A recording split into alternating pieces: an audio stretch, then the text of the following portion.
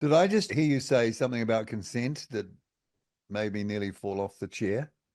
Yeah, so consent is being taught, and it is in the draft framework to teach consent from 5 years old. But what they're saying is they're couching it in saying, well, they're not talking about sexual consent from 5 years old. They're talking about general consent. And then Erica Stanford, even on the news piece, when I was on One News the other day, and she was on there and saying, but it bleeds into that so that when they get older, consent that talks about, can I share this, yes or no, becomes sexual consent.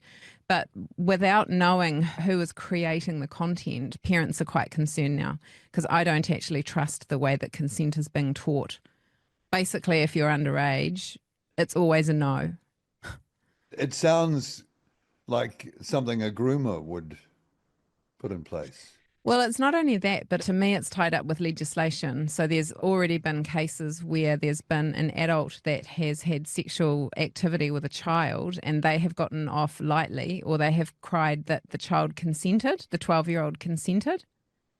So that's what happens when you teach young children that they can consent, is it puts the burden of consent on them, which the burden should never be on the child. It should be the adult that should know better. And it should always be a no. To teach a child that you can consent means that the child can say yes. And then the adult doesn't get a harsh sentence or gets away with it.